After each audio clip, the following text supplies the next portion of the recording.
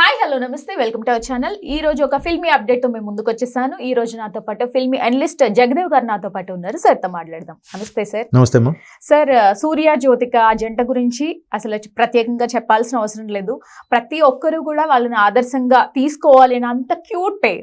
So latest గా వచ్చిన ఒక ఇంటర్వ్యూలో ఆ చెడ్డ అలవాటు మానకపోవడంలోనే మా ఇద్దరికి గొడవ అవుతుందని చెప్పి జ్యోతిక సూర్య గారి గురించి ఒక సంచలన వ్యాఖ్యలు చేశారు. సో దీని నెట్టింట వైరల్ అవుతూ ఉంది. సో దాని గురించి ఏం చెప్తారు? అది సంచలన వ్యాఖ్యలు ఏం కాదు, సరదాగా సిల్లీ థింగ్స్ భార్యాభర్తల మధ్యన ఉండే ఒక బిహైండ్ ది సీన్స్ అంటారు కదా, 4 గోడల మధ్యన సరదాగా ఆమె పంచుకున్నారు. ఇదేంటంటే ఆయనకే కాదు, చాలా మందికి అది బ్యాడ్ హ్యాబిట్. అందులో ఇవాళ ఫోన్ వచ్చాక ప్రతి ఒక్క మీరు అబ్జర్వ్ చేయండి, ఒకప్పుడు పేపర్ తీసుకుని వెళ్ళేవారు కొంతమంది, న్యూస్ పేపర్.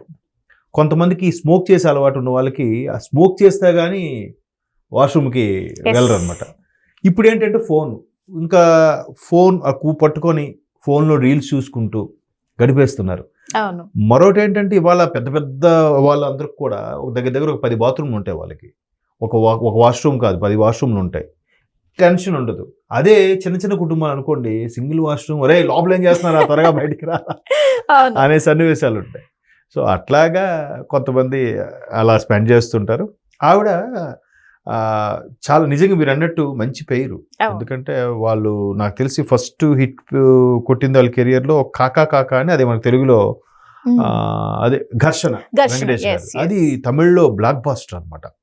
కాకపోతే అందులో లాస్ట్లో క్లైమాక్స్లో హీరోయిన్ చనిపోతుంది. ఇందులో మళ్ళీ హీరోయిన్ పిలవగానే మళ్ళీ కటన్ తీసుకుని వచ్చినట్టుగా చూపిస్తారు. తెలుగులో అలా పెట్టకపోతే హిట్ అవుతుంది. సో వాళ్ళకి న్యాచురల్గా అందులో గౌతమ్ మీనన్ డైరెక్షన్లో కంపల్సరీగా పోలీసు వాళ్ళకి ఫేవర్గా చూపిస్తాడు ఆయన.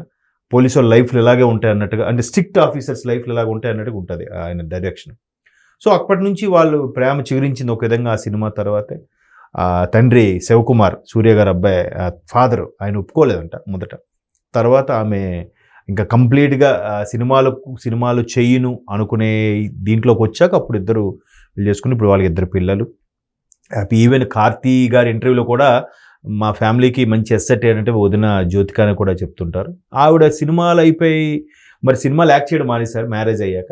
బట్ లేడీ ఓరియంటెడ్ మూవీస్ కూడా కొన్ని ఆవిడ చేస్తున్నారు. చాలా సినిమాలు, బేటీ బచావో లాంటి కాన్సెప్ట్తో కొన్ని సినిమాలు, ఆడవాళ్ళకి అన్యాయం జరిగే కాన్సెప్ట్లు, ఆడవాళ్ళని కిడ్నాప్ చేసి బ్రోతల్స్ కమ్మేసే ఒక కాన్సెప్టు, చాలా అంటే ఒక మహిళా టీచర్ తలుచుకుంటే ఒక రూరల్ ఏరియాలో ఉండే స్కూల్స్ని ఏ విధంగా డెవలప్ చేయొచ్చని ఒక కాన్సెప్టు, ఇట్లా చాలా కాన్సెప్ట్లు ఇట్టుకొట్టారు. కాకపోతే ఒక తమిళ్ ఛానల్కి ఇచ్చిన ఇంటర్వ్యూలో సరదాగా తను వెళ్ళారంటే అంతటా రారు, అక్కడ మాకు ఏమైనా ప్రోగ్రామ్కి వెళ్ళాలంటే డిలే అయిపోతుంటుంది, అక్కడే ఇద్దరికి చిన్న డిస్కషన్ నడుస్తుంది అని చెప్పి. అంటే భార్యాభర్తలు అన్నాక అవి ఉండాలి. చాలామంది మా 25 ఏళ్ల కాపురంలో ఎంతో గొడవ పడలేదంటారు కదా, అది పెద్ద అబద్ధం. ఇప్పుడు రియల్గా ఇప్పుడు చెప్పారు కదా, ఇదే నిజం. భార్యాభర్తలు అలాగే ఉంటారు, మళ్ళీ కలుస్తూ ఉంటారు. కానీ చూడ్డానికి అయితే క్యూట్ పేర్ అని చెప్పాలి. ఇలాగే వాళ్ళు హ్యాపీగా ఉండాలని కోరుకుందాం. Thank you sir.